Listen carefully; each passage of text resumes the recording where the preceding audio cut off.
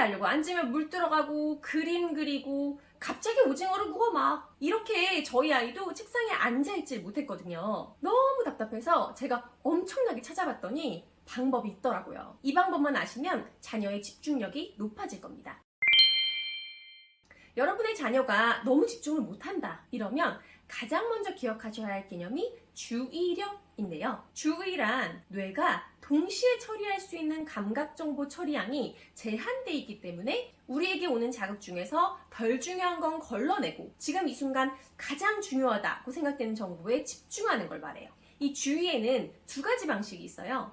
하나는 내가 적극적으로 여기에 집중하겠다라고 생각해서 하는 하향식 주의. 그러니까 의식적으로 나 이거에 집중할 거야 이렇게 마음 먹고 하는 주의를 말하는 거예요. 그리고 나머지 하나는 눈에 띄는 무언가에 의해서 뭔가 자연스럽게 주의가 이동하는 상향식 주의. 예를 들면 우리 도로에서 운전하는데 뭔가 아무것도 없어야 될 도로 바닥에 뭔가 있어. 막 꿈틀꿈틀대고 있어. 이러면 자연스럽게 보기 싫어도 막 눈이 가죠. 이런 걸 상향식 주의라고 합니다. 우리가 무언가에 주의를 기울이는 과정은 하향식, 상향식 이 두 가지 방식 모두에 의해 영향을 받아요. 그래서 내가 뭔가 마음을 먹는다고 해서 계속 하향식 주의를 주기가 어려워요.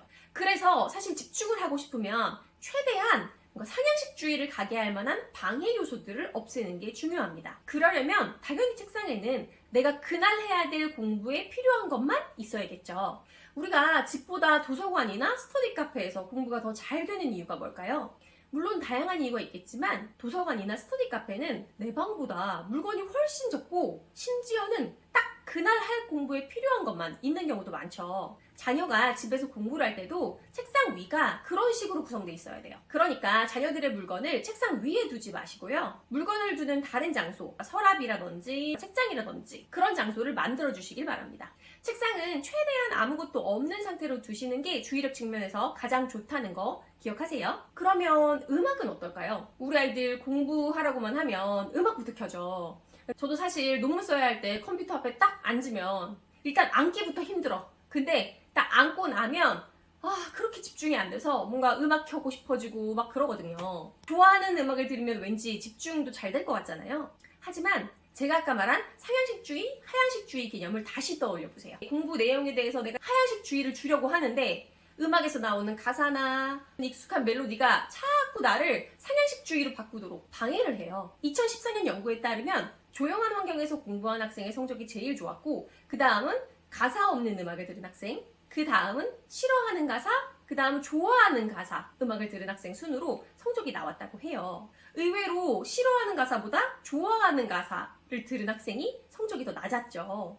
음악은 공부를 하는데 써야 할 뇌를 음악을 듣는데 쓰게 하니까요. 여러분들은 자녀가 음악을 들으면서 공부하지 않도록 환경을 잘 설정해 주시면 좋겠습니다. 그리고 정말 중요한 스마트폰. 당연히 책상에서 공부할 때 스마트폰을 같이 올려놓으면 주의력에 도움이 안 되는 건 알고 계시죠? 그런데 휴대폰 알람이 울리지 않을 때도 심지어 스마트폰을 꺼놨어도 스마트폰이 눈에 보이기만 하면 주의가 산만해진다는 그런 연구 결과도 있더라고요.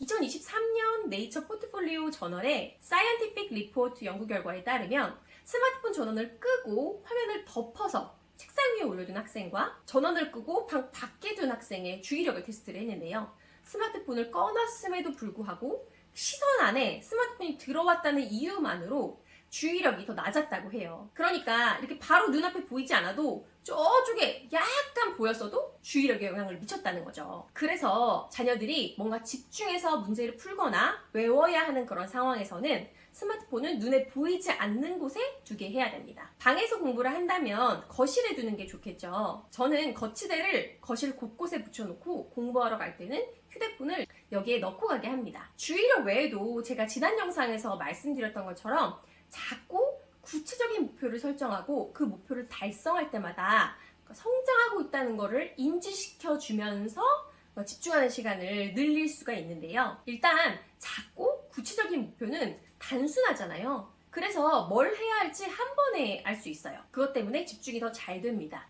예를 들면 목표가 영어 스피킹 잘하기 이런 목표보다는 영어 10문장 3번 반복해서 읽기 이게 더 작고 구체적이어서 뭘 해야 할지 확실히 보이잖아요. 이렇게 자녀가 책상에 앉아서 해야 할 일이 구체적으로 쪼개져 있어야 하고 또 조금만 집중하면 끝낼 수 있도록 양이 너무 많지는 않아야 합니다. 그리고 정말 별거 아니더라도 이걸 해낸 순간 어제의 나보다 더 나은 내가 되었다는 그런 성장 마인드셋을 인지시켜주는 게 중요합니다. 우리도 운동 시작할 때 당장 오늘 시작하면 되는 건데 뭐 내일도 일이 있고 뭐 모레도 어디 가야 되고 그러니까 그냥 오늘은 미루고 일정 다 끝나고 그리고 제대로 운동 시작하자 그러잖아요. 사실 뭐 운동 하루 더 했다고 뭐 몸이 좋아지는 게 뭐 바로 느껴지는 것도 아니고 그러니까 뭔가 갖춰졌을 때 시작하려고 하는데 사실 인생 전체 관점에서 보면 어때요? 오늘 당장 시작하는 게 하루 더 운동한 게 되는 거고 더 건강한 결정인 거죠. 그